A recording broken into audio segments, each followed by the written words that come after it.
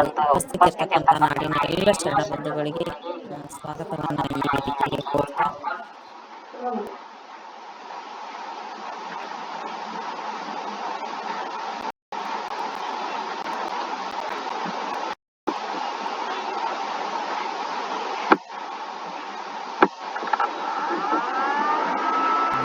ಹೇಳ್ತಕ್ಕಂಥ ಪರಿ ವಚನಗಳನ್ನ ಬಿಡಿಸ್ತಕ್ಕಂಥ ಒಂದು ಬರುಹು ಬಹಳಷ್ಟು ಅದ್ಭುತ ಇರ್ತದೆ ಅಪ್ಪಾಜಿ ಅವ್ರದ್ದು.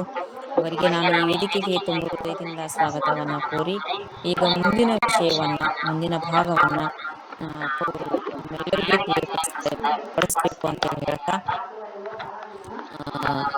ಇಲ್ಲಿ ಉಪಸ್ಥಿತ ನಾಡಿನ ಎಲ್ಲ ಶರಣ ಬಂಧುಗಳಲ್ಲಿ ಒಂದು ವಿನಂತಿ, ಯಾರು ದಯವಿಟ್ಟು ಆಡಿಯೋ ವಿಡಿಯೋಗಳನ್ನ ಆನ್ ಆಗದಂತೆ ಎಚ್ಚರಿಕೆ ವಹಿಸ್ರಿ, ನೋಡ್ಕೋರಿ ಅಂತ ಹೇಳಿ ಹೇಳ್ತಾ ಎಲ್ಲರೂ ಮೈಕ್ಗಳನ್ನ ಆಡಿಯೋ ವಿಡಿಯೋಗಳನ್ನ ಬಂದ್ ಮಾಡ್ರಿ ಅಂತ ಹೇಳಿ ವಿನಂತಿ ಮಾಡಿ ಎಲ್ಲರೂ ಈ ಚಿಂತನೆಯಲ್ಲಿ ಸಹಭಾಗಿ ಆಗಿದ್ದಕ್ಕ ಎಲ್ಲರಿಗೂ ಶರಣಾರ್ಥಿಗಳು ಧನ್ಯವಾದಗಳನ್ನ ಹೇಳಿ ಅಪ್ಪ ಅವರು ಕಾರ್ಯಕ್ರಮವನ್ನ ಶುರು ಮಾಡ್ಬೇಕು ಅಂತ ಹೇಳಿ ಕೇಳ್ತಾ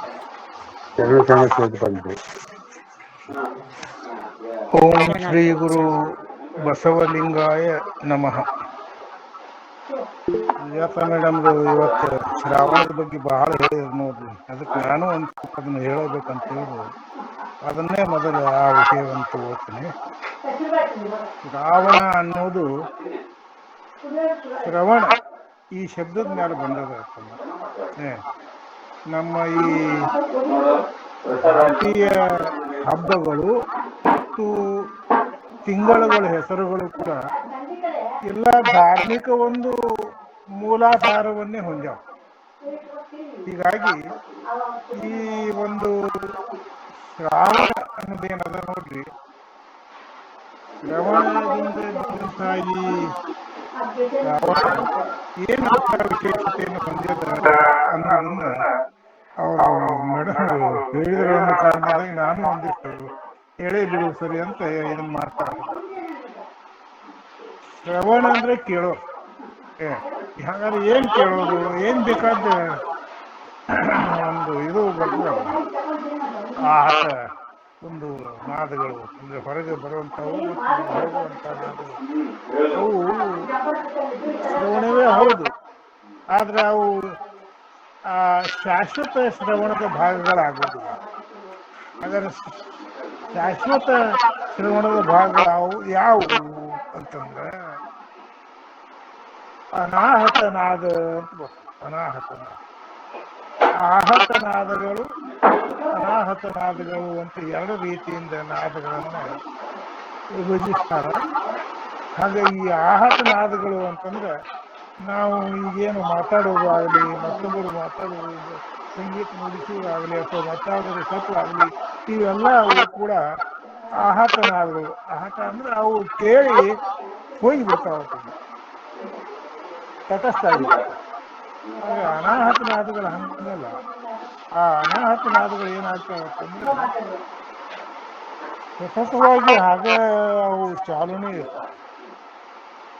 ಒಮ್ಮೆ ಕೇಳಿದ್ರೆ ಒಂದು ಬಾರಿ ಕೇಳಿದ್ರೆ ಅಥಕಿಸಿ ನಮ್ಮ ಶಿವಗಳು ಹೇಳ್ತಾರೆ ನೋಡ್ರಿ, ಸತತ ಅವು ಕಿವಿ ಒಳಗೆ ಹಂಗೆ ಗುಂಗುಟ್ಟಿರ್ತಾವೆ. ಆದ್ರೆ ಅದು ಶಿವಯೋಗಿಗಳನ್ನು ಬಿಟ್ಟರೆ ಬೇರೆ ಕೇಳಿಸೋದಿಲ್ಲ ಅನ್ನೋ ಕಾರಣದಿಂದಾಗಿ ಅದು ಅವರ ಒಂದು ಅನುಭವ.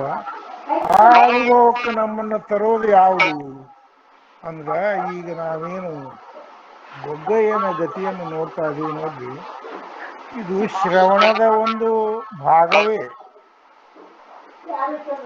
ಶ್ರವಣ ಮಾಡೋದು ಅದರ ಅರ್ಥ ಕೇಳೋದನ್ನು. ಹಾಗಾದ್ರೆ ಏನು ಕೇಳೋದು ಅಂದ್ರೆ, ಗುರು ಏನೊಂದು ಮಂತ್ರ ಕೊಡ್ತಾನೆ, ಆ ಮಂತ್ರವನ್ನ ಕೇಳೋದೇನದಲ್ಲ ಅದು ಶ್ರವಣ. ಆ ಶ್ರವಣಕ್ಕನೇ ಇಡೀ ನಮ್ಮ ಬದುಕಿಗೆ ಮೂಲ ಒಂದು ಚೈತನ್ಯವನ್ನು ಕೊಟ್ಟಂತ, ಆ ಚೈತನ್ಯಕ್ಕೆ ಒಂದು ಮುಂದೆ ಸಾಗಲಿಕ್ಕೆ ಒಂದು ನಮಗ ಬಲವನ್ನು ಕೊಟ್ಟಂತ ಆ ಒಂದು ಗುರು ಒಂದು ಮಾರ್ಗ ಏನದ ನೋಡ್ರಿ, ಅದು ನಮ್ಮನ್ನು ಸದಾಕಾಲವೂ ಆ ದಿಶೆಯಲ್ಲಿ ತೆಗೆದುಕೊಂಡು ಹೋಗ್ತದ ಅನ್ನೋದ್ರಿಂದಾಗಿ, ಅಥವಾ ಈ ಶಿವಯೋಗ ಮಾರ್ಗ ಜನನ ಮರಣಗಳ ಒಂದು ಬಾಧೆಯಿಂದ ಮುಕ್ತಗೊಳಿಸ್ತದ ಅನ್ನೋ ಕಾರಣದಿಂದಾಗಿ ಆ ಗುರುವಿನ ಒಂದು ಮಂತ್ರವನ್ನ ಮಾತುಗಳನ್ನ ಶ್ರವಣ ಮಾಡುದು ಅಂತ ಏನದು ನೋಡ್ರಿ, ಅದರ ಸಂಕೇತದ ರೂಪದಲ್ಲಿ ಶ್ರಾವಣದ. ಅದಕ್ಕ ಈಗ ಎಲ್ಲಾ ಕಡೆ ನೋಡ್ರಿ, ನೀವು ಬೇಕಾದ್ರೆ ಎಲ್ಲಾ ಕಡೆ ಇವು ಇರ್ತಾವಂತ ಏನದು ಪ್ರವಚನಗಳು. ಅವ್ರ ಪ್ರವಚನಕಾರ ಹಂಗ ಇದು ಮಾಡಿರ್ತಾರ. ಶ್ರಾವಣ ತಿಂಗಳದಾಗ ಶ್ರವಣ ಮಾಡಬೇಕು ಅಂದ್ರೆ ನಿಮಗ ಹೆಚ್ಚು ಪುಣ್ಯ ಬರ್ತದೆ, ಮೋಕ್ಷ ಬರ್ತದೆ, ಅದು ಇದು ಏನು ಹೇಳ್ತಿರ್ತಾರಲ್ಲ ಹಂಗೆ.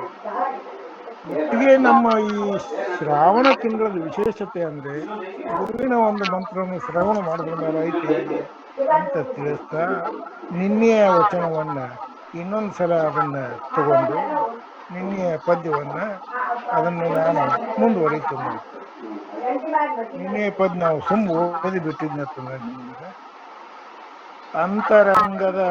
ಅಂತರಂಗವ ಹೊಕ್ಕು ನೆರೆ ನಿಶ್ಚಿಂತ ನಿಲವನು ನೋಡು ಅನುಭವಿಯಂತೆ ಗುಹೆಯೊಳಗೊಂದು ಲಿಂಗ ಪ್ರಾಣ ತನುಮಯನ ಜಂತ್ರ ಗಿಟಿಗಿಟಿಯಾದ ಲಿಂಗದ ಚಿಂತೆಯಲ್ಲಿ ಮರವಟ್ಟ ಮೈಯ ಮಹಂತನನು ಗೊಗ್ಗಯ್ಯ ನಲ್ಲಮ ಸಹಿತ ನೆರೆ ಕಂಡು ಅಂತ ಈ ಪದ್ಯ. ಇಲ್ಲಿ ಚಾಮರಸನ ಶಬ್ದ ಒಂದು ಇದಕ್ಕೆ ಇಲ್ಲ ಅನ್ನೋದ್ರಿಂದಾಗಿ ಅದನ್ನ ನಾವು ಸಾವಕಾಶವಾಗಿ ಹೋಗೋಣ. ಈಗಾಗಲೇ ನಾನು ನಿಮಗೆ ತಿಳಿಸಿದಂಗೆ ಇದು ದೀಕ್ಷೆಗೆ ಸಂಬಂಧಿಸಿದಂಥ ಒಂದು ಭಾಗ. ದೀಕ್ಷೆ ಗುರು ಹ್ಯಾಕ್ ಕೊಡ್ತಾನ ಅನ್ನೋದನ್ನ ನಿಮ್ಮನ್ನು ಮುಂದೆ ನಿಲ್ಲಿಸ್ಕೊತಾನ. ಮುಂದೆ ನಿಲ್ಲಿಸ್ಕೊಂಡು ನಿಮಗೆ ಆ ಒಂದು ದೀಕ್ಷೆಗೆ ಸಂಬಂಧಿಸಿದಂಥ ಒಂದಿಷ್ಟು ಜಲವನ್ನು ಕೊಟ್ಟು ನಿಮ್ಗೆ ಎಲ್ಲೆಲ್ಲಿ ಅದನ್ನು ಉಪಯೋಗಿಸ್ಬೇಕು ಅನ್ನೋದು ಹೇಳಿ, ಆದ ನಂತರ ಮಂತ್ರವನ್ನು ಕೊಡೋಕ್ಕಿಂತ ಮುಂಚೆ ಸೂರ್ಯ ದರ್ಶನ ಮಾಡಿಸ್ತಾನೆ. ಮಾಡಿಸಿದಾಗ ನಿಮ್ಗೆ ಯಾಕೆ ಕಾಣ್ತದ ಅನ್ನೋದನ್ನ ಹೇಳ್ತಾನೆ. ಅವಾಗ ಹೀಗ ಚಂದ್ರನಂತೆ ಕಿರಣಗಳಿಲ್ಲದಂದ್ರೆ ಸೂರ್ಯ ಕಾಣ್ತಾನ ಅಂತ ಹೇಳಿ, ಆಮೇಲೆ ಕಣ್ಣು ಮುಚ್ಚಿದ್ರೆ ಏನಾಗ್ತದೆ ನೋಡಪ್ಪ ಅಂತ ಹೇಳಿ ಅವಾಗೂ ಹಂಗೆ ಕಾಣ್ತದೆ.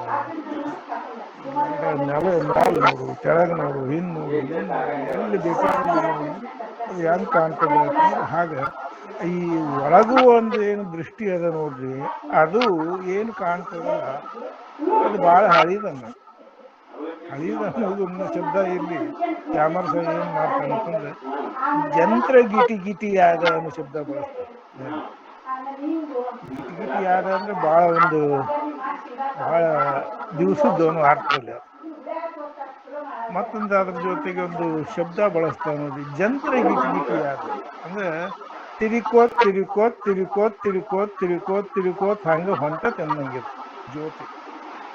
ನಿಮ್ಗೆ ನಾ ಈಗ ಹೇಳ್ತಾ ಬಂದಂಗೆ ದೇಹ ಒಂದು ಪಂಚಭೂತಗಳಿಗೆ ಸಂಬಂಧಿಸಿದಂತ ತಾಯಿ ಕೊಟ್ಟದ್ದು. ಆದ್ರೆ ಜೀವಾತ್ಮ ಇದು ದೇಹಗಳನ್ನ ಬದಲಾಯಿಸಿ ಹೋಗುವಂತ ಒಂದು ಪ್ರಸಂಗ. ಈ ಒಂದು ಜೀವಾತ್ಮ ಇಲ್ಲಿ ತನಕ ಎಷ್ಟು ದೇಹಗಳನ್ನು ಬದಲಿಸಿತು, ಎಷ್ಟು ಒಂದು ಜೀವನಗಳನ್ನು ದಾಟಿ ಬಂದೈತು, ಅದಕ್ಕೇನು ಮಿತಿನೇ ಇಲ್ಲ. ತಿರುಗೇ ತಿರುಗುತ್ತೆ ತನ್ನಂಗ. ಹಂಗೆ ಹೇಳುವ ಸಲುವಾಗಿ ಚಾಮರ್ಸ್ ಏನ್ ಮಾಡಿ ಅನ್ನೋದು ಜಂತ್ರ ಗಿಟಿಯಾದ ಲಿಂಗ. ಜೀವಾತ್ಮ ಅಂದ್ರೆ ಲಿಂಗ ಅಂತ ನಿಮ್ಗೆ ಹೇಳೇ ನೋಡ್ರಿ. ಜಂತ್ರ ಗಿಟಿಯಾದ ಲಿಂಗ. ಈ ಲಿಂಗ ಏನದ ನೋಡ್ರಿ, ಇದು ಬಹಳ ಹಳಿದಾಗ್ಯದ. ನಾವು ಈಗ ಬೇಕಾದ್ರೆ ಶರೀಫ್ ಶಿವಯೋಗಿ ಅವ್ರನ್ನ ಒಂದು ಸ್ವಲ್ಪ ಮಾತಾಡಿಸ್ಬಹುದು ಅಂತ ನೋಡಿ. ಬಿದ್ದಿ ಹಬ್ಬೆ ಮುದುಕಿ, ಬಿದ್ದಿ ಹಬ್ಬೆ ಹೀಗೆ ಅಲ್ಲಿ ಏನ್ ಹೇಳ್ತಾರಂದ್ರೆ, ಎಷ್ಟೇ ಹಳಿದಾಗಿದೆ ನೀನು, ಏನ್ ಕತಿ ನಿನ್ನ ಇದಕ್ಕೆ ನೀವು ಆಯುಷ್ಯಕ್ಕೆ ಮಿತಿನೇ ಇಲ್ಲ ಅಂತ ಏನ್ ಹೇಳ್ತಾರೆ, ಅದ ಮುದುಕಿದು.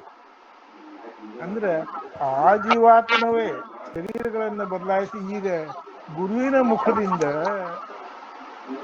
ಆ ಆತ್ಮ ಸಾಕ್ಷಾತ್ಕಾರ ಮಾಡಿಸಿಕೊಂಡು ಏನು ಒಳಗೆ ಕಾಣ್ತದ ನೋಡ್ರಿ.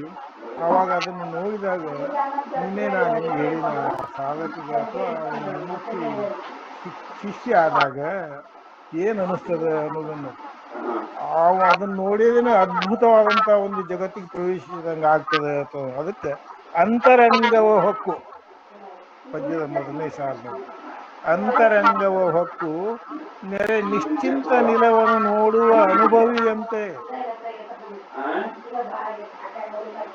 ಒಳಗೆ ಹೋಗ್ಬೇಕಂತಂದ್ರೆ ಬಹಿರಂಗವನ್ನ ಬಿಡಬೇಕು, ಅಂದ್ರೆ ಕಣ್ಣು ಮುಚ್ಚಿ ಅಂತನೂ ಅರ್ಥ. ನೆರೆ ನಿಶ್ಚಿಂತ ನಿಲವನ್ನು ನೋಡುವ ಅನುಭವಿಯಂತೆ, ಆಗ ಅನುಭವ ಒಳಗಿನ ಇದನ್ನು ನೋಡುವಂತ ಒಬ್ಬ ಅನುಭವಿಯಂತೆ ಗುಹೆಯೊಳಗೆ ಒಂದು ಲಿಂಗ ಪ್ರಾಣ ತನುಮಯನ ಒಳಗೆ ಸುಷುಮ್ನಾಳ ಅನ್ನುವಂತ ಏನು ಗುಹೆ ಅದ ನೋಡ್ರಿ, ಅದ್ರ ಒಳಗೆ ಗುಹೆಯೊಳಗೆ ಒಂದು ಲಿಂಗ ಪ್ರಾಣ ತನುಮಯನ ಜಂತ್ರ ಗಿಟಿಗಿಟಿಯಾದ ಲಿಂಗದ ಚಿಂತೆಯಲ್ಲಿ ಮರವಟ್ಟ ಮೇಯ ಮಹಂತನನು ಆ ಜೀವಾತ್ಮನನ್ನ, ಜ್ಯೋತಿ ರೂಪದ ಜೀವಾತ್ಮನನ್ನ ಗುರುನು ನೋಡ್ತಾನ, ಶಿಷ್ಯನು ನೋಡ್ತಾನ ಅಂತ ಹೇಳುವ ಬದಲಾಗಿ ಚಾಮರ್ಸಿದ ಏನ್ ಹೇಳ್ತಾನಂತಂದ್ರೆ, ಮಹಂತನನು ಗೊಗ್ಗಯ್ಯನಲ್ಲಮ ಸಹಿತ ನೆರೆ ಕಂಡು ಇದು ನೋಡಿರು ಅಂತ ಹೇಳ್ತಾನೆ. ಆಗ ನಿನ್ನೆ ಇಲ್ಲಿಗೆ ನಾ ಈ ಪದ್ಯ ಓದಿ ಬಿಟ್ಟಿದ್ದೆ, ಇವತ್ತು ಅದನ್ನ ನಿಮಗೆ ಅರ್ಥೈಸಿ ಈ ಮುಂದಿನ ಪದ್ಯ ಏನದ ಅಂತಂದ್ರೆ, ಮಾಡಬಲ್ಲರೆ ಭಕ್ತಿ ಅಂಗವ ನೋಡಿದೈ ನಮ್ಮಯ್ಯ ನಿರವಿನ ಗಾಢ ಭಕ್ತಿಯ ಗುರುವಿಕೆಯ ಗಂಭೀರ ಗಾಡಿಯನು, ರೂಢಿಗೇಕೋ ಭಾವನಿಷ್ಠೆಯ ಗೂಢ ನೆನುತ ನಿಮಿಷ ನಮಗೆ ಕೊಂಡಾಡಿ ಗೊಗ್ಗೈ ಹೆಂಗೆ ಎಲ್ಲ ಮಲಿಂಗ ತೋರಿದನು. ಜೀವಾತ್ಮ ಅನ್ನೋದು ಏನದ ನೋಡ್ರಿ, ಎಲ್ಲರಿಗೂ ಅದು ಶರೀರಕ್ಕೆ ಅದೇ ಆಧಾರನೇ, ಜೀವಾತ್ಮನೇ ಆಧಾರ. ಆದ್ರೆ ಅದು ಏನದ ಅಂತಂದ್ರೆ, ಅದು ಪರಮಾತ್ಮನ ಒಂದು ಅಂಶ ಅಥವಾ ಮಹಾಲಿಂಗದ ಒಂದು ಅಂಶ, ಇಷ್ಟಲಿಂಗ ಅನ್ನೋದು ಅದನ್ನು ಹೇಳುವ ಬದಲಾಗಿ ಇಲ್ಲಿ ಪ್ರಭುಗಳು ಹೆಂಗೆ ಹೇಳ್ತಾರೆ ಚಾಮರ್ಸಿಂಗ್ ಹೇಳ್ತಾರೆ, ಮಾಡಬಲ್ಲರೆ ಭಕ್ತಿ ಅಂಗವ ಅಂದ್ರೆ ಶ್ರದ್ಧಾ ಭಕ್ತಿಯನ್ನು ತೋರಿಸಿದ್ರೆ ನೋಡಿದೆ, ಈಗ ನೀನು ದೀಕ್ಷಾ ತಗೊಂಡಿದೆಯಲ್ಲ ನೋಡು, ನಮ್ಮಯ್ಯನ ಇರವನು, ನಮ್ಮಯ್ಯ ನಮ್ಮ ಗುರು ನಮ್ಮ ಪರಶು ಮಾಡಬಲ್ಲರೆ ಭಕ್ತಿ ಅಂಗವ ನೋಡಿದೆ ನಮ್ಮಯ್ಯನ ಇರವಿನ ಗಾಢ ಭಕ್ತಿಯ ಗುರುವಿಕೆಯ ಗಂಭೀರ ಗಾಡಿ. ಹಿಂಗೆ ನೀನು ನೋಡಿದಿ, ನಾ ತೋರಿಸಿ ನಾನು ನೋಡೇನಿ, ಅದಕ್ಕೆ ಇದು ನಮ್ಮಿಬ್ಬರಿಗೂ ಎಲ್ಲರಿಗೂ ಇದು ಗುರು ಅಯ್ಯ.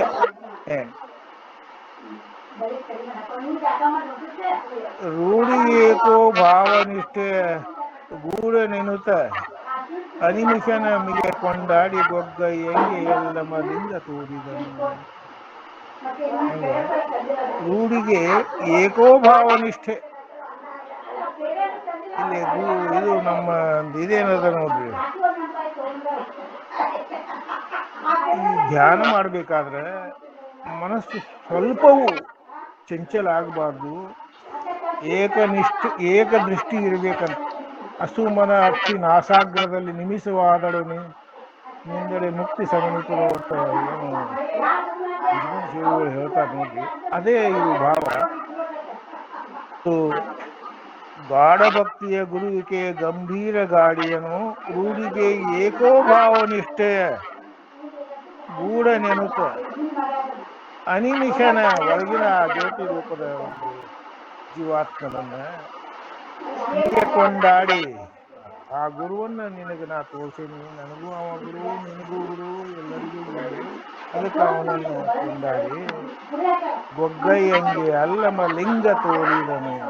ಅಲ್ಲಮ ಪ್ರಭುಗಳನ್ನ ಚಾಮರ್ಸ ಅಲ್ಲಮ್ಮ ಲಿಂಗ ಅಂತ ಹೇಳ್ತಾರೆ ನೋಡಿ, ಗೊಗ್ಗಯ್ಯಂಗೆ ಅಲ್ಲಮ ಲಿಂಗ ತೋರಿದನು ಅಂತ ಮುಂದಿನ ಪದ್ಯ ಹಿಂಗ.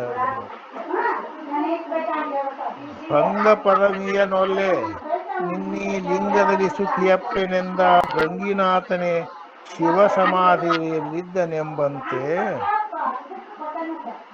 ಲಿಂಗದಲ್ಲಿ ನೆರೆ ನಟ್ಟ ನೋಟದ ಕಂಗಳೇ ಕರುಳಾಗಿ ಎಲುವೆಸ ರಂಗದ ನಿಮಿಷನ ಇರವನು ಆ ಗೊಗ್ಗಯ್ಯ ನೀಕಿಸಿದ ಅಂತ ಬಸವಣ್ಣವರನ್ನ ಒಂದಿಷ್ಟು ಸೂಕ್ಷ್ಮವಾಗಿ ಹೇಳಲಿಕ್ಕೆ ಇಚ್ಛಪಡ್ತಾರೆ. ಶಾಶ್ವತವಲ್ಲದಂಥ ಭಂಗ ಅಂದ್ರೆ ಯಾವುದು, ಅದಕ್ಕೆ ಕೊನೆ ಅದನೋ ತ್ರುಟಿ ಅದನೋ ತುಂಡು ಅದನೋ ಅದು ಭಂಗ, ಇದು ಅಭಂಗ. ಹಂಗ ಭಂಗ ಪದವಿಯನ್ನೊಲ್ಲೆ ನಿನ್ನೀ ಲಿಂಗದಲ್ಲಿ ಚ್ಯುತಿಯಪ್ಪೆ. ಈ ಶಾಶ್ವತವಾದಂತ ಒಂದು ಪದವಿ ಒಲ್ಲೆ, ಜನನ ಮರಣಗಳಿಗೆ ಒಳಗಾಗುವಂತ ಪದವಿಯನ್ನು ಒಲ್ಲೆ, ಜನನ ಮರಣಗಳಿಂದ ಆಚೆಗಿರುವ ಪರಶಿವನಲ್ಲಿ ನಿರಂತರವಾಗಿ ಇರುವಂತಹ ಒಂದು ಪದವಿ ಸಲುವಾಗಿ ಭಂಗ ಪದವಿಯನ್ನೊಲ್ಲೆ ನಿನ್ನ ಈ ಲಿಂಗದಲ್ಲಿ ಚ್ಯುತಿಯಪ್ಪೆ ಎಂಬುವ ಭೃಂಗಿನಾಥನೇ ಶಿವ ಸಮಾಧಿಯಲ್ಲಿದ್ದನೆಂಬಂತೆ. ಬಸವಣ್ಣವರ ಬಗ್ಗೆ ಸಾಮರಸ್ಯ ಹೇಳ್ತಾನೆ. ಆ ಭೃಂಗಿನಾಥನೇ ಅಲ್ಲಿ, ಅವರು ಅಲ್ಲಿ ಇದಕ್ಕೆ ಭೃಂಗಿನಾಥ ಅನ್ನೋದು ಅಲ್ಲಿ ಕೈಲಾಸಕ್ಕೆ ಪರಶಿವನಾಥ ಶಿವನ ಮುಂದೆ ಇರುವಂತಹ ಒಂದು ಗಣಾಧೀಶರು ಅನ್ನೋ ಅರ್ಥದಲ್ಲಿ ಅದು. ಭೃಂಗಿನಾಥನೇ ಶಿವ ಸಮಾಧಿಯಲ್ಲಿದ್ದನೆಂಬಂತೆ ಆ ರೀತಿ ಆ ಜಾಗ ಭೃಂಗಿನಾಥ ಬಸವಣ್ಣನವರು ಏನು ಆ ಶಿವ ಸಮಾಧಿಯಲ್ಲಿ ಇಟ್ಟರೋ ಆ ಭೃಂಗಿನಾಥ ಆಗ ಎಂಬಂತೆ ಲಿಂಗದಲ್ಲಿ ನೆಟ್ಟ ನೋಟದ ಕಂಗಳೆ ಕರಳು ಆಗಿ, ಲಿಂಗದಲ್ಲಿ ನೀ ಈ ರೀತಿಯಾಗಿ ನೋಡ್ಬೇಕಪ್ಪ. ನೋಡು ಏನದು ಅಸುಮನ ಅಕ್ಷಿ ನಾಸಾಗ್ರದಲ್ಲಿ ನಿಮಿಷವಾದಳು ನಿಂದಳು ಅಂತ ಆ ರೀತಿ ಮೂರು ಕೂಡಿ ಅಲ್ಲಿ ನೋಡ್ಬೇಕತ್ತಲ್ಲ. ಲಿಂಗದಲ್ಲಿ ನೆಟ್ಟ ನೋಟದ ಕಂಗಳೇ ಕರುಳಾಗಿ ಸಂಗದ ಸರಂಗದ ಅನಿಮಿಷನ ಇರವು ಆ ಗೊಗ್ಗಯ್ಯ ನೀಕ್ಷಿಸಿದ. ಇಲ್ಲಿ ಅನಿಮಿಷ ಅಂದ್ರೆ ಆ ಜ್ಯೋತಿ ರೂಪದ ಜೀವಾತ್ಮನನ್ನ ನೆಟ್ಟ ದೃಷ್ಟಿಯಿಂದ ಸ್ವಲ್ಪವೂ ಮಾನಸಿಕ ವಿಚಲನತೆ ಇಲ್ಲದೆ ನೋಡ್ಬೇಕು. ಲಿಂಗದಲ್ಲಿ ಚೆನ್ನಾಗಿ ನಾಟಿದ ಒಂದು ದೃಷ್ಟಿ ಇದ್ದಂಥ ಕಣ್ಣುಗಳನ್ನ ಅಂದ್ರೆ ದೃಷ್ಟಿಯನ್ನು ಹೊಂದಿ ಕರುಳಾಗಿ ಎಲ್ಲವುಗಳಿಂದ ಸೇವಿಸುವಂತ ಈ ದೇಹದ ಏನು ಭಾಗದಲ್ಲ ಇದು ಅನಿಮಿಷ ದೇವನ ಸ್ಥಿತಿಯನ್ನ ಗೊಗ್ಗಯ್ಯ ಅಲ್ಲಿ ನೋಡಿದ. ಆ ಸ್ಥಿತಿಯನ್ನ ಆತನ ಅಂದ್ರೆ ಪರಮಾತ್ಮನ ಒಂದು ಜ್ಯೋತಿ ರೂಪದ ಸ್ಥಿತಿಯನ್ನ ನೋಡಿದ ಅಂತ ಹೇಳ್ತಾರೆ. ಮುಂದಿನ ಪದ್ಯ ಹಿಂಗೆ ಬರ್ತದೆ. ಇದೇ ಕಣ ಶಿವಲಿಂಗ ಭಕ್ತಿಯ ಹೃದಯವನ್ನು ಸಾಧಿಸುವ ಪರಿ. ಶಿವಲಿಂಗ ಭಕ್ತಿಯನ್ನ ಸಾಧಿಸುವಂತ ಒಂದು ರೀತಿ ಪರಿ ಇದನ್ನ ಬಿಟ್ಟು ಮತ್ತೊಂದು ಯಾವುದಿಲ್ಲ. ಮೋಕ್ಷಕ್ಕೆ ಕೇವಲ ಶಿವಯೋಗ ಮಾತ್ರ ಆಧಾರ, ಅದನ್ನ ಬಿಟ್ಟು ಬೇರೆ ಯಾವುದಿಲ್ಲ ಅನ್ನಂಗಿಲ್ಲ. ಇದೇ ಕಣ ಶಿವಲಿಂಗ ಭಕ್ತಿಯ ಹೃದಯವನ್ನು ಸಾಧಿಸುವ ಪರಿ ಭಾವದಲ್ಲಿ ನೆಟ್ಟ ಆಲಿಯಲ್ಲಿ ನಿಬ್ಬರಗಿನ ಅಂದದಲ್ಲಿ. ಇಲ್ಲೇ ಹಸುಮನ ಅಕ್ಕಿ ಅಂತೇನು ಇಲ್ಲೇ ಹೇಳಿದ್ರಲ್ಲ, ಅದು ಭಾವದಲ್ಲಿ ನೆಟ್ಟ ಆಲಿಯಲಿ ನಿಬ್ಬರಗಿನಂದದೆ. ಇದನ್ನು ಸಾಧಿಸದ ಅನ್ಯ ವ್ಯವಸಾಯದಲ್ಲಿ ಸಾವುಡೆ ಕಬ್ಬಿನಿಚ್ಛೆಗೆ ಬಿದಿರೆ ಮೆಲುವಂತಪ್ಪುದೈ ಗೊಗ್ಗಯ್ಯ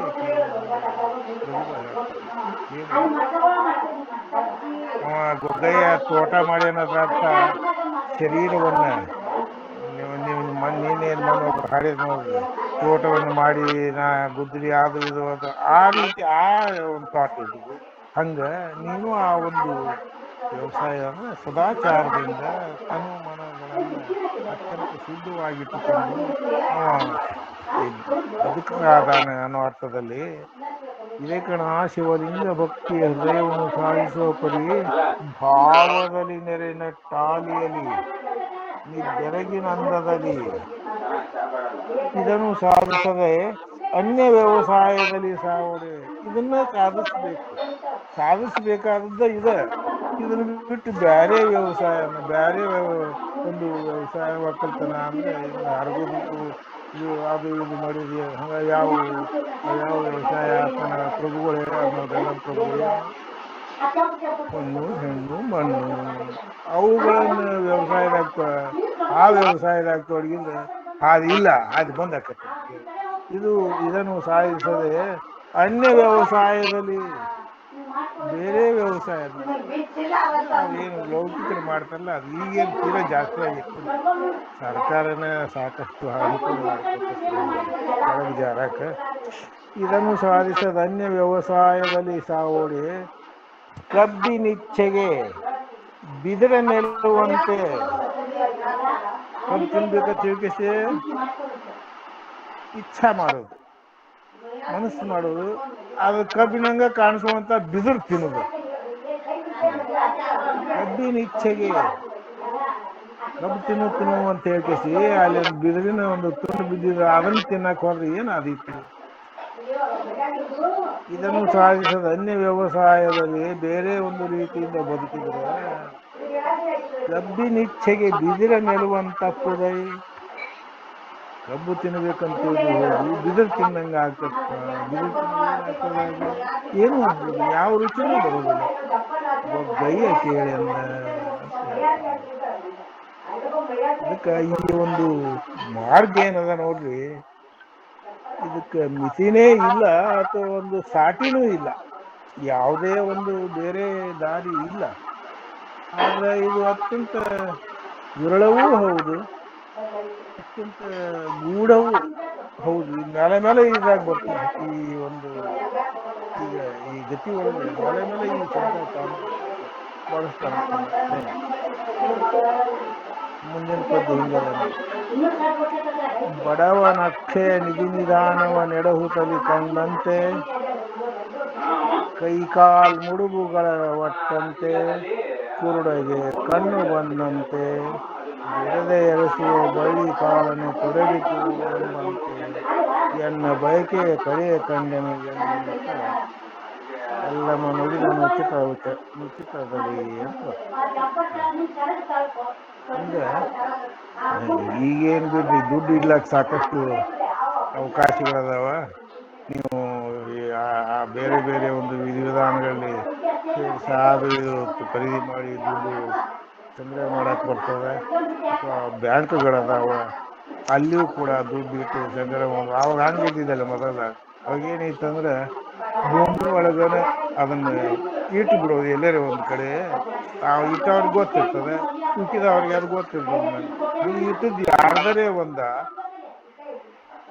ಅಕ್ಷಯ ನಿಧಿ ಅಂದ್ರೆ ಅಂಥದ್ದೊಂದು ಸಂಪತ್ತು ನಿಧಿ ನಿಧಾನವ ನೆಡಹುತಲಿ ಕಂಡಂತೆ ಯಾವೊಬ್ಬ ಹೋಗುವ ಹೊತ್ನ್ಯಾಗ ಆ ಜಾಗದ ಎಡವಿದ ಅದೇನೈತಿ ನೋಡೋಟ್ಗೆ ಅದ ನಿಧಿನ ಇತ್ತು ಅನ್ನೋ ಅರ್ಥದಲ್ಲಿ. ಹಿಂಗ ಬಡವನು ಅಕ್ಷಯ ನಿಧಿ ನಿಧಾನವ ನೆಡಹುತಲಿ, ಬಡವ ಅತ್ಯಂತ ಬದುಕೋದೇ ಕಷ್ಟ ಆಗಿರುವಾಗ ಆ ಒಂದು ಎಡವಿದಾಗ ಆ ಒಂದು ಸಂಪತ್ತು ಕಂಡಾಗ ಏನು ಅನಿಸೀತು, ಭಾಳ ಸಂತೋಷ ಆಗ್ತದೆ ನಮ್ಗೆ. ಕೈಕಾಲ್ ಮುಡುಬುಗಳ ಒಟ್ಟಂತೆ, ಏನ್ ಮುಡುಬು ಅಂದ್ರೆ ಹೆಳವ, ಹೆಳವನಿಗೆ ಕಾಲುಗಳು ಇಲ್ಲದೆ ಇರುವುದರಿಂದ ಸರಿಲಿಕ್ಕೆ ಚಲಿಸ್ಲಿಕ್ಕೆ ಏನ್ ತ್ರಾಸ ಆಗ್ತದ ಅನ್ನೋದು ಹೆಳವಗನೇ ಗೊತ್ತು. ಉಳಿದು ನಡೆಯೋರಿಗೆ ಗೊತ್ತಾಗುದಿಲ್ಲ ಅಂತ, ಅವ್ರಿಗೆ ಅವನ ಸ್ಥಿತಿನೇ ಗೊತ್ತಾಗುವುದಿಲ್ಲ. ಆದ್ರೆ ಇಲ್ಲಿ ಚಾಮರ್ಸಕ್ಕೆ ಗೊತ್ತಾಗ್ಯದ ನೋಡ್ರಿ ಅದು. ಕೈಕಾಲು ಮುಡುಬುಗಳ ಒಟ್ಟಂತೆ, ಈ ಹೆಳವನಿಗೆ ಒಮ್ಮಿಗಿಲೆ ಕೈಕಾಲು ಬಂದಂಗ ಆತತ್ತ, ಅವು ಬಂದಂಗ ಆತನ.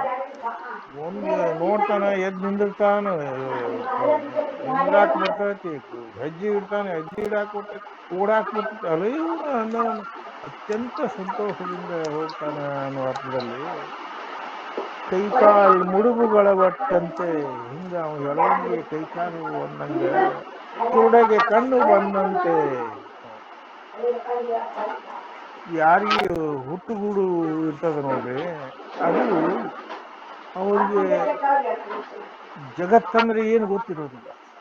ಜಗತ್ತಂದ್ರೆ ಏನು ಗೊತ್ತಿರೋದಿಲ್ಲ.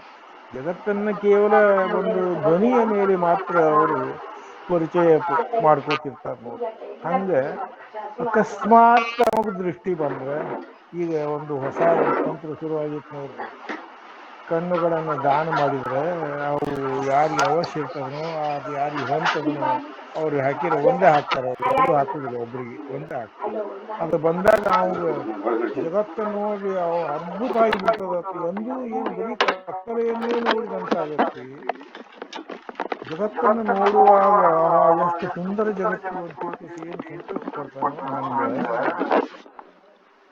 ಕುರುಡಗೆ ಕಣ್ಣು ಬಂದಂತೆ ಬಿಡದೆ ಎರಸುವ ಬಳ್ಳಿ ಕಾಲನ್ನು ತೊಡಗಿತೆಂಬಂತೆ ನಾವು ಒಂದು ಬಳ್ಳಿ ಹುಡುಕ್ಬೇಕಾಗ್ಯದ, ಆ ಬಳ್ಳಿ ನಮ್ಗೆ ಅವಶ್ಯದ, ಯಾವುದೋ ಕೆಲಸ ಬೇಕಾಗ್ಯದ ಅಂತ ನಾವು ಅದನ್ನ ಹಂಗ ಹುಡುಕೊಂತ ಹೋದ್ರೆ ಏನು ಉದ್ದೇಶ ಇಲ್ಲಾರ್ದಾಗ ಸಹಜ ಒಂದು ಕಾಲಿಗೆ ಏನೋ ಒಂದು ತಾಕಿದಂಗಾಗಿ ಏನಾರ ಯಾಕೆ ನೋಡ್ಬೇಕಂತ ಹುಡುಕುವಂತ ಬಳ್ಳಿನ ಅದ ಇರ್ತದೆ. ಅಂದ್ರೆ ಆಗ ಅದು ಹುಡುಕುದನ್ನ ನಮ್ ಆಕಸ್ಮಿಕವಾಗಿ ಸಿಕ್ತು ಏನಾಗ್ತದೆ, ಬಳ್ಳಿ ಕಾಲನು ತೊಳೆಯಿತು ಎಂಬಂತೆ ಎನ್ನ ಬಯಕೆ ಕಡೆಯ ಕಣ್ಣೆನು ಎನ್ನುತ್ತ ಅಲ್ಲಮ ನುಡಿದನು ಉಚಿತದಲ್ಲಿ ಅಂತ. ಅಂದ್ರೆ ಇಲ್ಲಿ ಗುರುವಿಗೆ ಒಂದು ಸಂತೋಷ ಆಗ್ತದೆ. ಯಾವಾಗಲೂ ಗುರು ಆ ಮಾತನ್ನ ಹೇಳೋದಿಲ್ಲ, ಬಾಯಿ ಬಿಟ್ಟ ಹೇಳುವುದಿಲ್ಲ, ಮನೆ ಶಿಕ್ಷೆ ಕೊಟ್ಟು ತನ್ನ ಒಂದು ಕರ್ತವ್ಯವನ್ನು ಮುಗಿಸಿ ಆ ಒಂದು ಸಾಧಕನಿಗೆ ಸಾಧನೆ ಮಾರ್ಗದಲ್ಲಿ ಮುಂದುವರಿಸುವಂತ ಒಂದು ರೀತಿ ಏನದನ್ನು ಅದನ್ನು ಹೇಳಿ ಮತ್ತೆ ತನ್ನ ಕೆಲಸಕ್ಕೆ ಹೋಗ್ತಾರೆ. ಆದ್ರೆ ಒಬ್ಬ ವ್ಯಕ್ತಿಗೆ, ಒಂದು ಜೀವಿಗೆ ಮೋಕ್ಷಕ್ಕೆ ದಾರಿ ತೋರಿಸಿದ್ನೆಲ್ಲ ಅನ್ನುವಂತ ಒಂದು ಭಾವ ಏನದನು ಅದು ಬಹಳ ದೊಡ್ಡದು.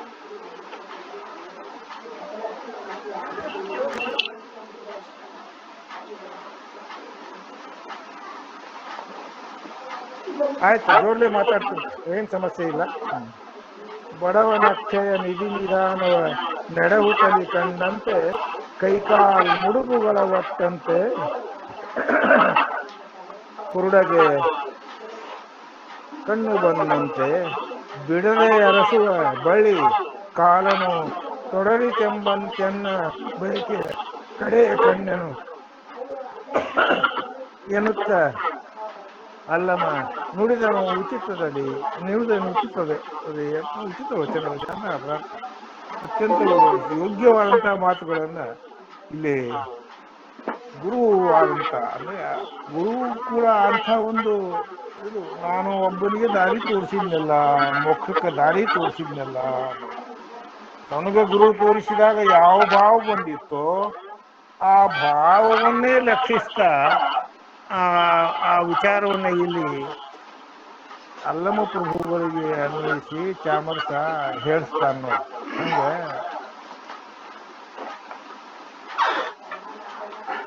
ಎಂತೆನ್ನ ಬಯಕೆ ಕಡೆ ಕಣ್ಣು, ನನ್ನ ಒಂದು ಇಚ್ಛೆ ಏನು ಇದಾಯಿತು ಅದನ್ನು ನಾನು ಈಡೇರಿಸಿಕೊಂಡೆ ಅನ್ನೋ ಅರ್ಥ. ಯಾಕಂದ್ರೆ ಯಾವುದೇ ಗುರು ಆಗಲಿ ಯಾವ ಒಬ್ಬರಿಗೆ ದಾರಿ ತೋರಿಸೋದು ಮೋಕ್ಷಕ್ಕೆ ಅನ್ನೋದೇನಕ್ಕೆ ಅದೊಂದು ದೊಡ್ಡ ಒಂದು ಬಯಕೆ, ಅದು ಸಾಧಿಸಿದಾಗ ಒಂದು ಸಂತೋಷ ಆಗ್ತದೆ.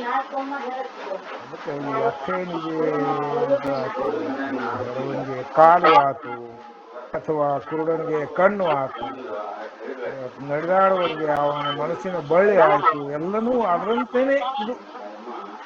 ಈ ಒಂದು ದೀಕ್ಷೆ ಕೊಟ್ಟಾಗ ಗುರುವಿಗೆ ಏನಾಗ್ತದೆ ಅನ್ನೋದನ್ನು ಇಲ್ಲಿ ಚಾಮರಸ ಹೇಳ್ಸ್ಯಾನ ನೋಡಿ. ಅದಕ್ಕೆ ಏನಂತ ನೋಡ್ರಿ, ಗುರುವೇ ಕರುಣಿಸು ಮುಕ್ತಿ ಮಾರ್ಗದ ಸ್ಥಿರಿಯೇ ಕರುಣಿಸು, ಲಿಂಗ ನಿಷ್ಠೆಯ ಗುರುವೇ ಕರುಣಿಸಿ ಅನ್ನುತ್ತ ಅನಿಮಿಷನ ಕೊಂಡಾಡಿ ನರನುತಾದಿಕವೆಂಬ ಬಳಕೆಯ ಪೊದಿಯನಂಗಿ ಕಲಿಸಿ ನರರಿಗೆ ಪರಮನಲ್ಲಮ ನಟಿಸುತ್ತಿದ್ದನು ತನ್ನ ಲೀಲೆಯಲಿ. ನೋಡಿ, ಇಲ್ಲಿ ಇಲ್ಲಿ ಅಲ್ಲಮ ಪ್ರಭುಗಳು ಮಾತಾಡೋದಿಲ್ಲ, ಗುಗ್ಗೈನು ಮಾತಾಡೋದಿಲ್ಲ, ಚಾಮರ್ಸ್ ಮಾತಾಡ್ತಿರ್ತಾನೆ. ಏನ್ ನೋಡ್ರಿ, ಗುರುವೇ ಕರುಣಿಸು ಮುಕ್ತಿ ಮಾರ್ಗದ ಸಿರಿಯೇ ಕರುಣಿಸು, ಲಿಂಗ ನಿಷ್ಠೆಯ ಗುರುವೇ ಕರುಣಿಸು ಅಂತ ಏನು ಹೇಳ್ತಾ ಅಂತ ನುಡಿತಾ ಅನಿಮಿಷನನ್ನು ಕೊಂಡಾಡಿ ಆ ಒಂದು ಜೀವಾತ್ಮ ಸ್ವರೂಪವನ್ನು ತೋರಿಸಂತ ಅದು ಕೊಂಡಾಡಿ ಇತರರಿಗೆ ತಾನು ನಿಜವಾಗಿ ಯಾವುದನ್ನ ಮಾಡಬೇಕಾಗಿತ್ತು ಮಾಡಿದೆ ಮನುಷ್ಯನು ಅನ್ನುವಂಥ ಒಂದು ರೀತಿಯನ್ನು ಇಲ್ಲಿ ಅಲ್ಲಮ ಅಂದ್ರೆ ಅಲ್ಲಮ ಪ್ರಭುಗಳು ತನ್ನ ಲೀಲೆಯಿಂದ ನಟಿಸ್ತಾ ಇದ್ರು ಅಂತ ಚಾಮರ್ಸ್ ಹೇಳ್ತಾನೆ. ಅವನು ಹಂಗ ಪರಿಸ್ಥಿತಿ, ಅವನು ಕೂಡ ಈ ಒಂದು ಮಾರ್ಗದಲ್ಲಿ ಹೋದವನು ಅನ್ನೋ ಕಾರಣದಿಂದಾಗಿ ಬಹಳಷ್ಟು ಆ ಭಾವ ಅವನಿಗೆ ಇರ್ತದೆ, ಸಹಜದ. ಮುಂದೆ ಅವನ ಒಂದು ಇವಾಗ ಸಂಬಂಧಿಸಿದ ರಹಸ್ಯದ ಎಷ್ಟೋ ಅಂಶಗಳನ್ನು ನಾವು ಚರ್ಚೆ ಮಾಡ್ತೇವೆ. ಹಿಂಗ ಈ ಒಂದು ಮಾರ್ಗದಲ್ಲಿ ಇದು ಗುರುವಿಗೂ ಸಂತೋಷ ಕೊಡುವಂಥದ್ದು, ಶಿಷ್ಯನಿಗೂ ಸಂತೋಷ ಕೊಡುವಂಥದ್ದು ಅಂತಂದ್ರು. ಇನ್ನು ಮುಂದಿನ ಒಂದು ಪದ್ಯ ಹಿಂಗ್ ಬರ್ತದ ನೋಡಿ. ಅರಿಯದವರ ಆಲೋಚನೆಗೆ ತನ್ನ ಗೊರೆವ ಗುರುವಿನ ಅನಿಮಿಷನು ತಾನೇ ನೆರೆ ವಿನೂತನ ಶಿಷ್ಯನೆಂಬವರು ಅಖಿಲ ಭಕ್ತರಿಗೆ ಅರಿವಿನ ಇಂಗಿತವನ್ನು ತನ್ನೆಯ ಕುರುಹಿನ ಆಕಾರದಲ್ಲಿ ಕಲಿಸುವ ತೆರನ ನಲ್ಲಮ ನಟಿಸುತ್ತಿದ್ದನು ತನ್ನ ಲೀಲೆಯಲ್ಲಿ. ಮತ್ತೆ ಚಾಮರಸನ ಒಂದು ಅಭಿಪ್ರಾಯ ಏನು, ತನಗೇನು ಹೇಳುವುದು ಐತು ಅದನ್ನ ಗುರು ಅನಿಮಿಷ ಅಂತ ಹೇಳ್ತಾ ತಾನೇ ಆತನ ಶಿಷ್ಯ. ಎಲ್ಲರಿಗೂ ಶಿಷ್ಯತ್ವ ಬರಲೇ ಬರ್ತಾರೆ. ಯಾರು ಶಿವಯೋಗ ಮಾರ್ಗಕ್ಕೆ ಹೋಗ್ತಾರೋ ಅವ್ರಿಗೆ ಶಿಷ್ಯತ್ವ ಬರಲಾರ್ದು ಅವಶ್ಯ ಒಂದು ಭಾಗ. ಹಾಗ ತನಗೆ ಏನೊಂದು ಅನಿಮಿಷನ ಒಂದು ಭಾವ ನಾವು ಅನುಭವಿಸಾರೋ ಪ್ರಭುಗಳು, ಅಲ್ಲೊಂದು ಪ್ರಭುಗಳು ಅದನ್ನ ಆ ಅನಿಮಿಷನ ಶಿಷ್ಯ ತಾವು ಅನ್ನುವ ಅರ್ಥದಲ್ಲಿ ತನಗೆ ಹೇಳುವಂತಹ ಗುರು ಅನಿಮಿಷ, ತಾನೇ ಆತ ನೂತನ ಶಿಷ್ಯ ಅನ್ನುವ ಅರ್ಥದಲ್ಲಿ ಎಲ್ಲಾ ಭಕ್ತರಿಗೆ ತಿಳಿಯದವರ ಅರ್ಥ ಆಲೋಚನೆಗೆ ನಿಲುಕುವಂತೆ ಆ ಒಂದು ವಿಚಾರವನ್ನ, ತಿಳುವಳಿಕೆಯನ್ನ ತನಗೆ ಸಮ್ಮತವಾದಂತಹ ರೀತಿಯಲ್ಲಿ ಕಲಿಸುವ ಒಂದು ಕ್ರಮವನ್ನ ಅಲ್ಲಮ ಪ್ರಭುಗಳು ತಮ್ಮ ಲೀಲೆಯಿಂದ ಅಲ್ಲಿ ನಟಿಸಿದರು ಅಂತ ಚಾಮರ್ಸಿ ಹೇಳ್ತಾನೆ. ಅವಗೂ ಇಡೀ ಒಂದು ಕಾವ್ಯದ್ದಕ್ಕೂ ಚಾಮರಸನ ಒಂದು ಮನಸ್ಸಿನಲ್ಲಿ ಪ್ರಭುಗಳು ಸುರಿತಾರ ಇರ್ತಾರತ್ತ. ಇಲ್ಲಿ ಅಂತ ಒಂದು ಇದನ್ನ ದೃಷ್ಟಾಂತ ಕೊಡ್ತಾರೆ. ಏನದು, ಹತ್ತೆ ಬಂದಿರೆ ಸೂಜಿಗಲ್ಲನು ಹತ್ತಿ ಹೋಗುವ ಸೂಜಿ ಅಂತಿದೆ. ಕೆತ್ತಿಸಿದುದ ಸಚ್ಚಿದಾನಂದ ಸ್ವರೂಪನಿಪ ನಿತ್ಯನಲ್ಲಮನಂಶವಾದ ನಿಮಿತ್ತ ವಾಕ್ಷಣ ಕಾಣುತ್ತವೈ ಮೈ ಎತ್ತಿತು ಒಯ್ಯನೆ ಎನಿಮಿಷಯ್ಯನ ಕೈಯ ಶಿವಲಿಂಗ. ಇಲ್ಲಿ ನಿಮಗೆ ಪ್ರಾರಂಭದಲ್ಲಿ ಹೇಳ್ತಾನೆ ಬಂದನು. ಇವು ದೀಕ್ಷೆ ಕೊಡ್ತಾನಂತ ಆತ್ಮ ಸಾಕ್ಷಾತ್ಕಾರ ಮಾಡಿಸ್ತಾನೆ ಅಂತಾನೆ.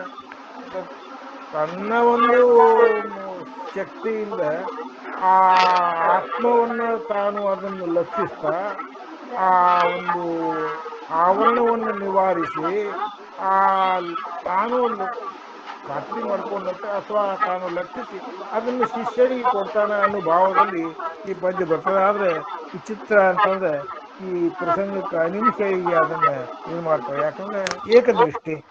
ಹಾಗೆ ಹತ್ತೆ ಬಂದಿದೆ ಸೂಜಿಗಲ್ಲನು ಹತ್ತಿ ಹೋಗುವ ಸೂಜಿ ಅಂತಿದೆ. ನೀವು ಬಹಳಷ್ಟು ಜನರಿಗೆ ಒಂದು ಅಯಸ್ಕಾಂತದ್ದು ಒಂದು ಕಲ್ಪನೆ ಇದ್ದು ಸಾಧ್ಯತೆ ಐತಿ. ಅದನ್ನ ಸೂಜಿಗಲ್ಲನ್ನು ಶಬ್ದ ಬಳಸ್ತಾನೆ ಚಾಮರಸ. ಸೂಜಿಗಲ್ಲ ಅಂತಂದ್ರೆ ಸೂಜಿಯನ್ನು ಆಕರ್ಷಿಸಿದ. ಬರೀ ಸೂಜಿ ಅಷ್ಟೇ ಅಂತಲ್ಲ, ಕಬ್ಬಿಣದ ತುಂಡುಗಳನ್ನು ಎಲ್ಲವನ್ನೂ ಅದು ಆಕರ್ಷಿಸ್ತದೆ. ಹಾಗ ಆ ಒಂದು ತನ್ನ ಸಮೀಪ ಬಂದಂಥ ಈ ಒಂದು ಸೂಜಿಯನ್ನ ಅಂದ್ರೆ ಕಬ್ಬಿಣ ತಾನು ಬಿಡೋಣ. ಆ ಸೂಜಿಗಲ್ಲು ಅಂದ್ರೆ ಅಯಸ್ಕಾಂತ ಹೆಂಗೆ ಜಕ್ಕೋತದ ನೋಡಿ, ಹಂಗೆ ಹತ್ತೆ ಬಂದಿದೆ ಸೂಜಿಗಲ್ಲನು ಹತ್ತಿ ಹೋಗುವ ಸೂಜಿ ಅಂತಿದೆ. ಅಯಸ್ಕಾಂತ ಬತ್ತಂದ್ರೆ ಅದಕ್ಕೆ ಹೋಗಿ ಅಂಟ್ಕೋತದೆ ಸೂಜಿ. ಹತ್ತೆ ಬಂದಿದೆ ಸೂಜಿಗಲ್ಲನು ಹತ್ತಿ ಹೋಗುವ ಸೂಜಿ ಅಂತಿದೆ. ಹಂಗ ಅದಕ್ಕೆ ಹೋಗಿ ಅದು ಹತ್ಕೊಂಡೇ ಬಿಡ್ತದೆ. ನೀವು ಜಾಡ್ಸಿದ್ರೆ ಅದು ಬೀಳುವುದಿಲ್ಲ. ಹಂಗೆ ಹತ್ತೆ ಬಂದಿದೆ ಸೂಜಿಗಲ್ಲನು ಹತ್ತಿ ಹೋಗುವ ಸೂಜಿ ಅಂತಿದೆ. ತೆತ್ತಿಸಿದುದು ಆ ಸಚ್ಚಿದಾನಂದ ಸ್ವರೂಪನಿಪ.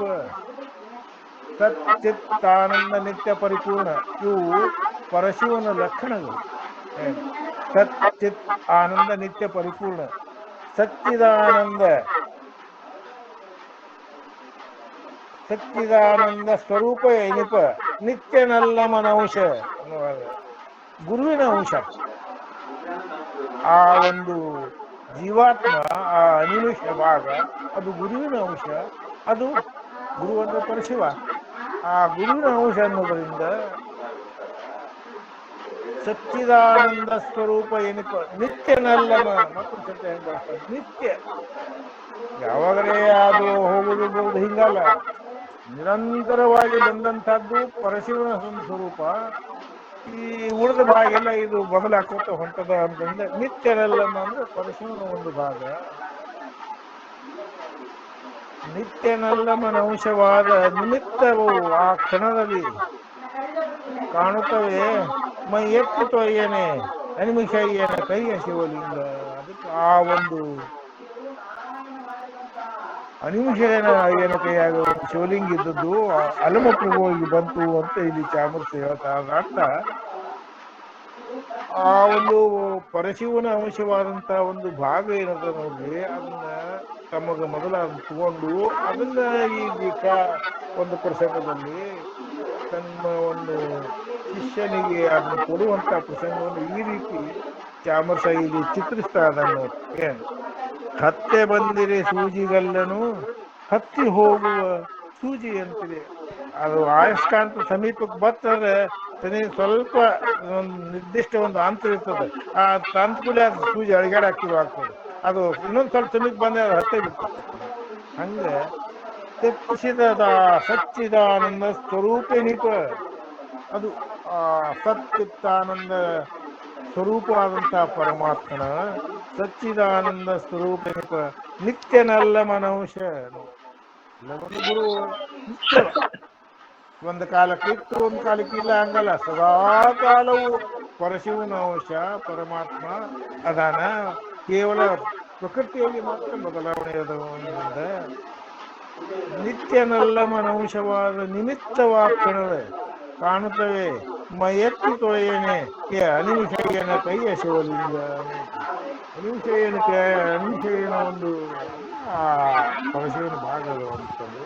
ಆ ಅನಿಮಿಷಯ್ಯನ ಕೈಯಲ್ಲಿ ಆ ಲಿಂಗ ಆ ಕ್ಷಣವೇ ಎದ್ದು ಬಂದು ಅಂದ್ರೆ ಅದು ವರ್ಗಾವಣೆ ಆಯ್ತಂದ್ರೆ ಪರಶಿವನಿಂದ ಅದಂತ ಗುರು ತಗೊಂಡ ಅನ್ನೋ ಅರ್ಥದಲ್ಲಿ ಅನಿಮಿಷಯ್ಯನ ಕೈಯಲ್ಲಿ ಆ ಲಿಂಗ ಆ ಕ್ಷಣವೇ ಎದ್ದು ಬಂದು ಅಲ್ಲಮ್ಮ ಪ್ರಭುಗಳನ್ನ ಸೇರಿತು ಅಂತ ಚಾಮರ್ಸ್ ಹೇಳ್ತಾನೆ. ಅದು ದೀಕ್ಷೆ ಕೊಡುವ ಒಂದು ಭಾಗವಾಗಿ ಹಂಗೆ ಬರ್ತದೆ.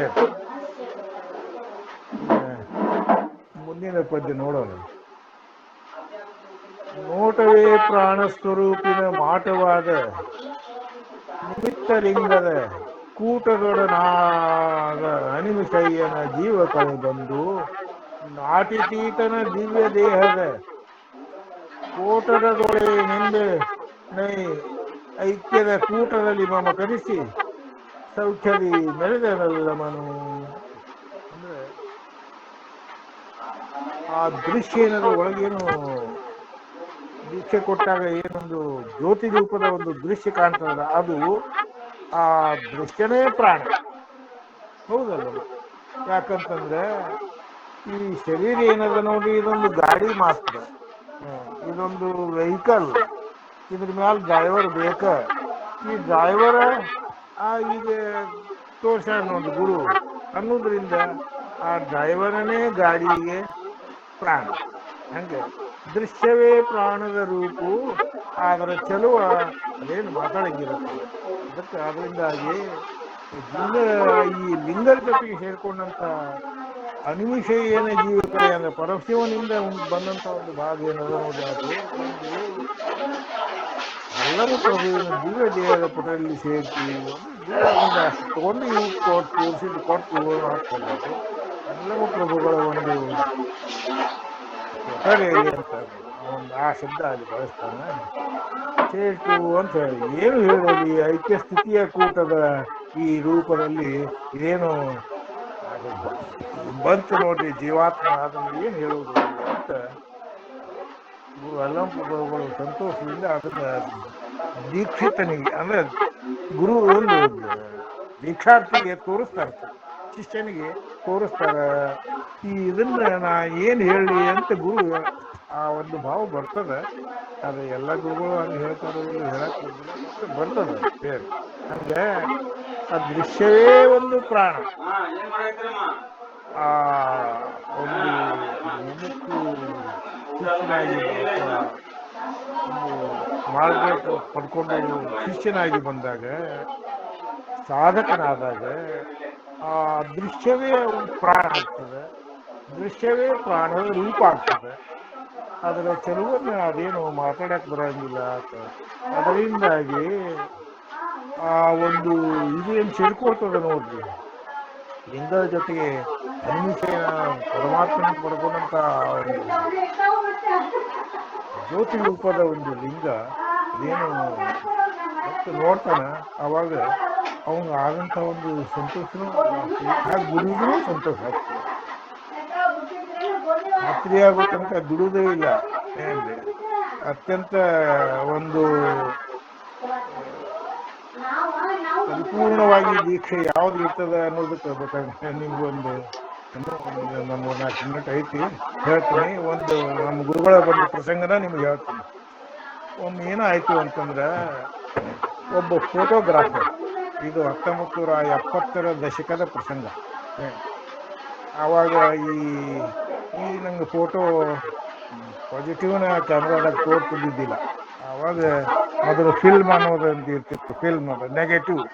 ಆ ನೆಗೆಟಿವ್ ಅದನ್ನು ಮೊದಲು ಪ್ರಿಂಟ್ ತಗೊಂಡು, ಆ ನಂತರ ಅದನ್ನ ಒಂದು ದ್ರಾವಣದಲ್ಲಿ ಹಾಕಿ ಅದನ್ನ ಒಂದು ನೆಗೆಟಿವ್ ಪ್ರಿಂಟ್ ತಗೊಂಡು ಅದ್ರ ಮೇಲಿಂದ ಪಾಸಿಟಿವ್ ಪ್ರಿಂಟ್ ತೆಗೆಯುವಂತ ಒಂದು ಪದ್ಧತಿ ಇತ್ತು ಆವಾಗ. ಈಗ ನೇರವಾಗಿ ಒಟ್ಟು ಪಾಸಿಟಿವ್ನ ಇದ್ರಾಗ ಕ್ಯಾಮ್ರಾದಾಗ ಮೂಡ್ತದೆ. ಆಗ ಅವಂತ ಒಬ್ಬ ಫೋಟೋಗ್ರಾಫರ್ ಗುರುವಿನಿಂದ ದೀಕ್ಷಾ ತಗೊಂಡಿದ್ದ. ಅವನು ಕಲ್ಪನೆ ಇಲ್ಲ, ಒಟ್ಟಿಗೆ ಗುರುವಿನಿಂದ ದೀಕ್ಷಾ ತಗೋಬೇಕು ಅಂತ ತಗೊಂಡ. ಎಲ್ಲ ಈಗೇನು ಗೊಗ್ಗಯ್ಯನಿಗೆ ಏನಾಗೈತಿ ಇದನ್ನೆಲ್ಲ ಗುರುಗಳು ಮಾಡಿದ್ರು. ಅವ ದೃಷ್ಟಿ ಇಟ್ಟಲ್ಲಿ ಸ್ವಲ್ಪ ಏನ್ ಕಾಣ್ತೈತೆ ಎಲ್ಲ ಅಂತ ಹೇಳಿದ. ಎಲ್ಲಿ ದೃಷ್ಟಿ ಇಡ್ತಿದ್ ನೋಡ್ರಿ, ಸಟ್ನ ಅಲ್ಲಿ ಎಷ್ಟು ಪವರ್ಫುಲ್ ಆ ದೀಕ್ಷೆ ಆಗಿರ್ತಂದ್ರೆ, ಅವೆಲ್ಲಿ ದೃಷ್ಟಿ ಇಡ್ತಾನೋ ಅಲ್ಲಿ ಆ ಜ್ಯೋತಿ ಹೋಗಿ ಜ್ಯೋತಿತ್ತು. ಅವಾಗ ಅವ ಬಹಳ ಸಂತೋಷದಿಂದ ಹೋದ. ಆಮೇಲೆ ಈ ಫೋಟೋಗ್ರಾಫರ್ ತೊಡಗಿ ಈ ನೆಗೆಟಿವ್ ಪ್ರಿಂಟ್ ಏನ್ ನೋಡ್ತಾ ನೋಡ್ರಿ, ನೋಡಕ್ ಹೋಗಿ ಅಲ್ಲೇನೆ ಆ ಜ್ಯೋತಿ ಬಿದ್ದ ನೆಗೆಟಿವ್ ಪ್ರಿಂಟ್ ಅನ್ನು ಕಾಣಲ್ದ. ಸ್ವಲ್ಪ ಅಜ್ಞಾನಿ ಅನ್ಬೇಕಾದ್ರೆ ಅವಾಗ ಅವ್ ಅನಿಸಿ ನನ್ನ ದೃಷ್ಟಿಗೆ ಏನೋ ಆಗೈತೆ ತಿಳ್ಕೊಂಡು ನಾವ್ ಏನು ಮಾಡಿದ್ವಿ ಅಂದ್ರೆ, 3-4 ಸಲ ಬಂದಿನ ಕೇಳಿದ, ಏನ್ ನನಗೇನಪ್ಪ ಕಣ್ಣಿನ ಡಾಕ್ಟರ್ ಅಂತೇಳಿ ಹೋಗ್ರಂತೇಳಿ ಕಣ್ಣಿನ ಡಾಕ್ಟರ್ ಅಂತೇಳಿ ಹೋದ. ಅವರು ಎಲ್ಲಾ ತರ ಚೆಕ್ ಮಾಡಿ ನಿನ್ ಕಣ್ಣಿಗೆ ಏನಾಗಿಲ್ಲಲ್ಲಪ್ಪ ಅಂತಂದ್ರ. ಮತ್ತೆ ಹಿಂಗ್ರಿ ಮತ್ತೆ ಏನೂ ಕಾಣವಲ್ತು, ದೃಷ್ಟಿ ಇಟ್ಕೊಂಡು ಆ ನೆಗೆಟಿವ್ ಫಿಲ್ಮನೇ ಕಾಣವಲ್ತು, ಹೆಂಗ ಮತ್ತೆ ಏನೇನು ಮಾಡಿದ್ವಿ? ಕನಿಷ್ಠ ಅವನು ಕ್ರಿಯೆಗಳನ್ನಾದ್ರೂ ಲಕ್ಷಿಸ್ಬೇಕಂತ ಡಾಕ್ಟ್ರ್ ಏನ್ ಮಾಡಿದ್ರಂತಂದ್ರ, ಇನ್ನೊಂದು 2 ತಿಂಗಳು ಈಚೆ ಕಡೆಯಿಂದ ಎಲ್ಲ ಏನೇನ್ ಮಾಡಿದೀವಿ ಹೇಳಿದ. ಹಿಂಗ್ ದೀಕ್ಷಾ ತಗೊಂಡೆ, ಓಹೋ ಅದರಿಂದ ಬಹುಶಃ ಇದ್ರ ಪರಿಣಾಮ ಆಗಿರ್ಬೇಕು. ಅದಕ್ಕೆ ನೀವು ಏನ್ ಮಾಡತ್ತಂದ್ರೆ, ಆ ಧ್ಯಾನ ಮಾಡೋದು ಬಂದ್ ಮಾಡು, ಒಂದ್ 2 ತಿಂಗಳ ಆ ನಂತರ ಬೇಕಾದ್ರೆ ನೋಡೋಕೆ. ನಾವು ಬಂದ್ ಮಾಡಿದ ಧ್ಯಾನ ಮಾಡಿ ಏನ್ ಬಂದ್ ಮಾಡಿದ್ದ, ಗುರುಗಳು ಕೊಟ್ಟಂತ ದೀಕ್ಷೆ ಪರಿಣಾಮ ಸಾವಕಾಶ ಕರಿಕೋತ್ ಬಂದ ಅವಾಗ ನೆಗೆಟಿವ್ ಫಿಲ್ಮ್ ಕಾಣಿಸ್ತು, ಜ್ಯೋತಿ ಮಾಯ. ಏನ್ ಮಾಯ ಆಯ್ತು? ಹಾಗೆ ಹೆಚ್ಚಿದ ತನ್ನ ಒಂದು ಪ್ರಿಂಟಿಂಗ್ ಫೋಟೋಗ್ರಾಫಿಗೆ. ಅವನ ಅಜ್ಞಾನಕ್ಕೆ ನಾವೆಲ್ಲ ಆಶ್ಚರ್ಯ ವ್ಯಕ್ತಪಡಿಸುವಂತ ಪ್ರಸಂಗ ಬಂತಪ್ಪ. ಹಂಗ ಈ ಒಂದು ಜ್ಯೋತಿ ರೂಪದ ಇದೇನು ಬರ್ತದೆ ನೋಡ್ರಿ, ಅದನ್ನು ನಾವು ಅತ್ಯಂತ ಒಂದು ಜ್ಞಾನಪೂರ್ಣವಾಗಿ ಗುರುವಿನ ಬಗ್ಗೆ, ಆ ಮಾರ್ಗದ ಬಗ್ಗೆ ಕಲ್ಪನೆನೇ ಇರದಿದ್ರೆ ಅದೆಂತ ಒಂದು ಭಾವ ಅದು. ಹಂಗ ಅಂಥವ್ರು ಇರ್ತಾರೆ ಅನ್ನೋ ಅರ್ಥದಲ್ಲಿ ನಾನು ನಿಮಗೆ ಈ ಒಂದು ಪ್ರಸಂಗವನ್ನು ಹೇಳಿದ್ನಪ್ಪ. ಈ ಒಂದು ಭಾವ ಏನು ಬರ್ತದೆ ನೋಡಿ, ಈ ಭಾವವನ್ನ ನಾವು ಅಂದ್ರೆ ಈ ಅನಿಮಿಷಯ್ಯನ ಈ ಭಾಗ ಗುರು ಅದನ್ನ ತಾನು ಸ್ವೀಕರಿಸಿ ಅದನ್ನ ಶಿಷ್ಯನಿಗೆ ವರ್ಗಾಯಿಸುವಂತ ಈ ಒಂದು ಪ್ರಸಂಗ ಏನು ಬರ್ತದಲ್ಲ, ಈ ಪ್ರಸಂಗ ಎಲ್ಲಾ ದೈಹಿಕ ಒಂದು ಸಾಧಕರಿಗೂ ಅಥವಾ ದೀಕ್ಷೆ ತೆಗೆದುಕೊಂಡವ್ರಿಗೂ ಅದು ಬರ್ತದೆ. ಅದನ್ನ ಮುಂದುವರಿಸ್ಬೇಕಷ್ಟೇ. ಹಂಗ ಬಿಟ್ರೆ ಏನಾಗ್ತದ ಅಂದ್ರೆ ನಿಮ್ಗೆ ಹೇಳಿದ್ನಲ್ಲ ಬ್ಯಾಲೆನ್ಸ್ ಕಡಿಮೆ ಹಾಕೋತ ಬಂದ ಮಿನಿಮಮ್ ಬ್ಯಾಲೆನ್ಸ್ ಇವತ್ತಂದ್ರೆ ಏನು ಮಾಡಕ್ ಬರೋದಿಲ್ಲ ನೀವು ಹಂಗೆ ಆ ರೀತಿಯಾಗಿ ಈ ಒಂದು ಸಾಧನೆ ಏನದ ನೋಡ್ರಿ ಬಿಡಂಗಿಲ್ಲ ಒಟ್ಟಿಗೆ ಕನಿಷ್ಠ ದಿವಸಕ್ಕೆ 3-4 ಸಲ ರೀ ಮಾಡಬೇಕು ಅಂತ ಹೇಳಿ 3-4 ಸಲ ರೀ ಕನಿಷ್ಠ ಇನ್ನು ಹೆಚ್ಚು ಬೇಕಾದಷ್ಟು ಮಾಡ್ಬೋದು ಯಾವ ಬೇಕಾದ ಸಮಯದಾಗ ಮಾಡಿದಕ್ಕೂ ನಡೀತದೆ ಅದಕ್ಕೆ ಇದೇ ಟೈಮ್ ಇಲ್ಲ ನೀವು ಮುಂಜಾನೆ ಮಾಡ್ಬೋದು ಮಧ್ಯಾಹ್ನಕ್ಕೆ ಮಾಡ್ಬೋದು ಸಂಜೆಗೆ ಮಾಡ್ಬೋದು ಅಥವಾ ನೀವು ಯಾವಾಗ ಯಾವ್ದು ಮಲ್ಕೊಂಡಾಗ ಎಚ್ಚರಾಗಿ ಕೂಡ ಮಾಡ್ಬೋದು ಆಗ ಆಸನಕ್ಕೆ ಭಾಳ ಅವಶ್ಯಕ ಆಸನ ಭಾಳ ಅವಶ್ಯಕ ಯಾಕಂದ್ರೆ ಈ ಧ್ಯಾನ ಮಾಡಕ್ ಹೊತ್ತಾಗ ಒಂದು ರೀತಿಯಿಂದ ಆ ಇದೇನು ಇದೇ ಈಗ ಹೇಳ್ಯಾರ ನೋಡ್ರಿ ಈ ಸೂಜಿಗಲ್ಲು ಹೆಂಗೆ ಜಗ್ತದೆ ಅಂತ ಆ ಒಂದು ಅಲ್ಲಿ ಶರೀರದಲ್ಲಿ ಯಾವಂತ ಕಂಪನ ಶುರುವಾಗ್ತದಲ್ಲ ಆ ಕಂಪನದ ಭಾಗ ಆ ಒಂದು ಯಾವ್ದಾದ್ರು ಒಂದು ಇದನ್ನ ವಿದ್ಯುತ್ತನ್ನ ಅಥವಾ ಒಂದು ಕಾಂತತ್ವವನ್ನು ತಡೆ ಹಿಡಿಯುವಂತ ಒಂದು ಭಾಗದ ಮೇಲೆ ಕೂತ ಧ್ಯಾನ ಮಾಡ್ಬೇಕಂತ ಆ ಒಂದು ಭಾಗದ ಅಂದ್ರೆ ಏನಾದ್ರು ಒಂದು